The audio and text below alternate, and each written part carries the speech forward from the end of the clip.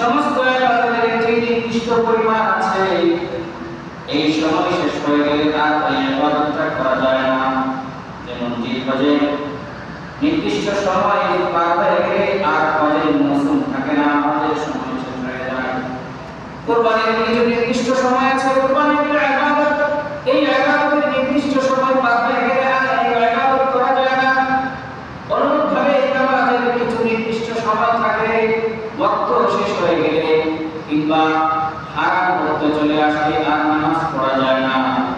রমজান রোজা রাখার একটা সময় আছে, নির্দিষ্ট 30 দিন কিংবা 29 দিন শেষ হয়ে যাওয়ার পরে আর রোজা রাখা যায় না।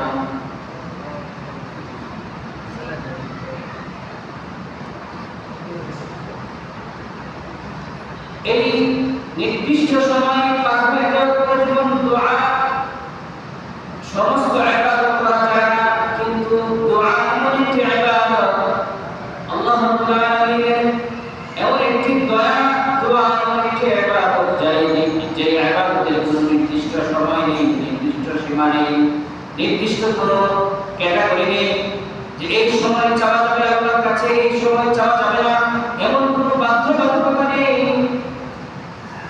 আল্লাহ রাব্বুল আলামিনের কাছে চাওয়ার জন্য কোনো শেষ রাত্রি কিংবা মধ্যরাত্রির কোনো ভেদাভেদ নেই। আল্লাহ রাব্বুল আলামিনের কাছে আরজি পেশ করার জন্য সকাল কিংবা সকালের কোনো বিকেলের কোনো বাধা নেই। আল্লাহ রাব্বুল আলামিনের কাছে দোয়া এমন একটি ইবাদত যে ইবাদতটা সব সময় করা যায়, 24 ঘন্টায় এই দোয়া করা যায়। আপনি ঘুমিয়ে যাচ্ছেন, সেই মুহূর্তে আল্লাহর কাছে একটা দোয়া করলেন, আল্লাহুম্মা বিসমিকা আমাতু ওয়া আহইয়া, এটা একটা দোয়া।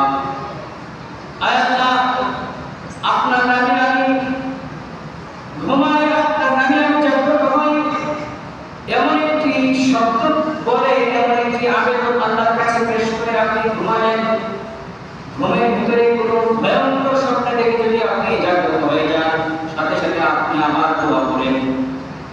ঘুম যখন ভেঙে গেছে, ঘুম থেকে ওঠার পরে আপনি একটা দোয়া করেন। মসজিদে প্রবেশ করবেন, দোয়া করেন। মসজিদ থেকে বের হবেন, দোয়া করবেন। আপনি বাজারে প্রবেশ করবেন, বাজারে প্রবেশ করার আগে দোয়া আছে। আপনি ইস্তেঞ্জায় টয়লেটে ওয়াশরুমে প্রবেশ করবেন, সেখানে দোয়া আছে। বের হওয়ার সময় দোয়া আছে।